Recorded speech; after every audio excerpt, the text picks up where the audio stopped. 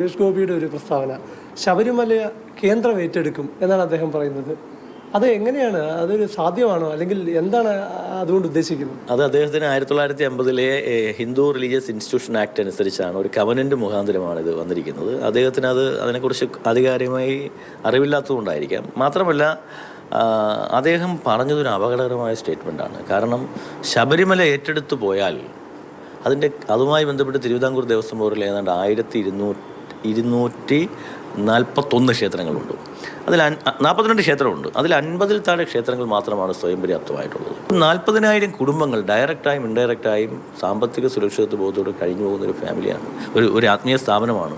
ഈ സ്ഥാപനം അപ്പോൾ തകർക്കുക എന്നുള്ളതല്ലേ? ഈ തിരുവിതാംകൂർ ദേവസ്വം ബോർഡിനോടൊപ്പം തന്നെ മറ്റ് ക്ഷേത്രങ്ങളും പൂട്ടിക്കുക എന്നുള്ളതല്ലേ ഈ ഒരു ഡയലോഗിൻ്റെ ഉദ്ദേശം? ആഗോള അയ്യപ്പ സംഗമം നടന്ന സമയത്ത് ഏറ്റവും കൂടുതൽ ചർച്ച ചെയ്യപ്പെട്ടത് പങ്കാളിത്തം കുറവായിരുന്നു എന്നുള്ളതാണ്. ഈ കൃത്യം എണ്ണം ബോർഡ് എടുത്തിട്ടുണ്ടോ? നമ്മളെപ്പോഴും ആലോചിക്കേണ്ടത്, ഒരു കോൺക്ലേവിൽ അതിൻ്റെ ഉദ്ഘാടന സമ്മേളനത്തിൻ്റെ പ്രൗഢിയോടുകൂടി അക്കാഡമിക് സെഷനുകൾ നടക്കണമെന്നില്ല. കാരണം അക്കാഡമിക് സെഷനിലാകുമ്പോൾ ആ തരത്തിൽ ഇൻട്രസ്റ്റ് ഉള്ള ആളുകൾ മാത്രമേ അവിടെ പോവുകയുള്ളൂ. മാത്രമല്ല, ഇത് ഒരേ സമയത്ത് 3 വേദികളിലാണ്. ആ വേദിയിൽ ഒരു 500-600-500-ലധികം ആളുകൾ ഉണ്ടായിരുന്നു എന്നാണ്. ഉദ്ഘാടനം നടന്ന വേദിയിൽ മാസ്റ്റർ പ്ലാനിൻ്റെ ചർച്ച നടക്കുമ്പോൾ ഒരു 500-ലധികം ആളുകൾ ഉണ്ടായിരുന്നു. അത്രേ ഉണ്ടായിരുന്നുള്ളൂ. 500-600-നകത്ത് ആളുകളുണ്ടായിരുന്നു. സ്പ്ലിറ്റായി അങ്ങ് പോയി. പിന്നെ ഉച്ച സമയമാണ്. അപ്പോൾ സ്വാഭാവികമായും ഉണ്ടായ കാര്യമാണ്. അപ്പോൾ ഉദ്ഘാടന സമ്മേളനം പോലെ നിറഞ്ഞ വേദിയിൽ ആളുണ്ടായിരുന്നില്ല എന്നുള്ളത് പരമാർത്ഥമാണ്. പക്ഷേ അതല്ലാതെ ഞങ്ങൾക്കിപ്പോൾ ഞാൻ പറയുന്ന ആള് നിറയ്ക്കുക എന്നുള്ളതാണ് ഉദ്ദേശമെങ്കിൽ, പെരുന്നാട് പഞ്ചായത്ത് ഭരിക്കുന്നത് കേരള ഗവൺമെൻറ് ഭരിക്കുന്ന പാർട്ടിയാണ്. നിറയ്ക്കുക എന്നുള്ളതല്ലല്ലോ പ്രശ്നം. ആഗോള അയ്യപ്പ സംഗമം വലിയ വിജയമാണ് എന്ന് അദ്ദേഹം പറയുന്നു. ക്യാമറമാൻ റംശശിക്കൊപ്പം പ്രശാന്ത് കൃഷ്ണ, മാതൃഭൂമി ന്യൂസ്, തിരുവനന്തപുരം.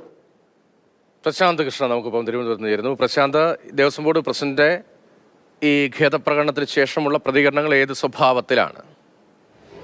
രാഷ്ട്രീയമായ പ്രതികരണങ്ങൾ വന്നു തുടങ്ങുന്നേ ഉള്ളൂ. പക്ഷേ ആദ്യ പ്രതികരണങ്ങൾ നടത്തിയ നമ്മൾ ഈ വാർത്ത ചർച്ച ചെയ്ത അവസരത്തിലും ആദ്യ പ്രതികരണങ്ങൾ നടത്തിയതിൽ പലരും അത് സ്വീകരിക്കുകയാണ് ചെയ്തത്. അതിന് പ്രധാനം ഒരാൾ തെറ്റുപറ്റി എന്ന് ഖേദപ്രകടനം നടത്തുമ്പോൾ അതോടെ ആ വിഷയം അവസാനിക്കേണ്ടതാണ്. അപ്പോൾ ആ തരത്തിൽ ഇത് അവസാനിക്കണം എന്ന ലക്ഷ്യത്തോടെ തന്നെയാകാം Devaswom board president PS Prashant ഈ ഖേദപ്രകടനം നടത്തിയത്. മാത്രമല്ല, അദ്ദേഹം ഇപ്പോൾ ഇതുമായി ബന്ധപ്പെട്ട് വരുന്ന ചർച്ചകളിലെല്ലാം വളരെ അസ്വസ്ഥനുമായിരുന്നു. കാരണം താൻ പരമമായ വിശ്വാസിയാണ്, സത്യത്തിൽ താൻ പരമമായ വിശ്വാസിയാണ് എന്ന് പറഞ്ഞാണ് അദ്ദേഹം ഈ ഖേദപ്രകടനം നടത്തുന്നത്. മാത്രമല്ല, ആ മുഷ്ടി ചുരുട്ടി ശരണം വിളിച്ച ആ ദൃശ്യം പോലും താൻ അസ്വസ്ഥമാകുന്നു, അത് പാടില്ലാത്തതായിരുന്നു, താൻ അറിയാതെ തൻ്റെ കൈ ഉയർന്നു പോയതാണ് എന്ന് അദ്ദേഹം തുറന്ന ഖേദപ്രകടനം തന്നെയാണ് ഇതിൽ നടത്തുന്നത്. മാത്രമല്ല, നമുക്കറിയാം, രാഷ്ട്രീയമായി ഇത് വലിയ തോതിൽ ചർച്ച ചെയ്യുകയാണ്.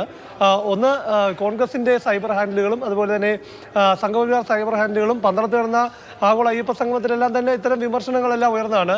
ദേവസ്വം ബോർഡ് പ്രസിഡന്റ്, ഇടത് സർക്കാർ നിയോഗിച്ചിരിക്കുന്ന ദേവസ്വം ഭരണസമിതി ദേവസ്വം ബോർഡ് പ്രസിഡന്റ് അവിശ്വാസിയാണ് എന്ന തരത്തിലുള്ള ചർച്ചകൾ നടക്കുന്ന അവസരത്തിലാണ് ഇതിലൊരു വ്യക്തത വരുത്തിയത്. അദ്ദേഹം, നമുക്കറിയാം, Devaswom board president PS Prasanth കെട്ട് നിറച്ച് ശബരിമലയ്ക്ക് പോകുന്ന വിശ്വാസിയായിട്ടുള്ള വ്യക്തിയാണ് എന്നത് തന്നെയാണ് അത് അദ്ദേഹം പറയുകയും ചെയ്യുന്നു. അപ്പോൾ പക്ഷേ മുഖ്യമന്ത്രി കൂടി പങ്കെടുത്ത ഇത്തരത്തിൽ സർക്കാരിൻ്റെ ദേവസ്വം ബോർഡിൻ്റെ ഒരു പരിപാടിയിൽ ശരണം വിളിച്ച രീതി അത് മുഷ്ടി ചുരുട്ടി മുദ്രാവാക്യം വിളിക്കും പോലെ ആയിപ്പോയി എന്നത് തെറ്റായിപ്പോയി എന്ന് തന്നെയാണ് അദ്ദേഹം പറയുന്നത്. അതുകൊണ്ട് തന്നെ ഇത് രാഷ്ട്രീയമായും തനിക്കെതിരെ ഉപയോഗിക്കും, തന്നെ വേട്ടയാടാൻ ഉപയോഗിക്കും. തെരഞ്ഞെടുപ്പാണ് വരുന്നത്, തെരഞ്ഞെടുപ്പ് കാലമാണ്. സാഹചര്യത്തിലാണ് ഈ ഖേദപ്രകടനം.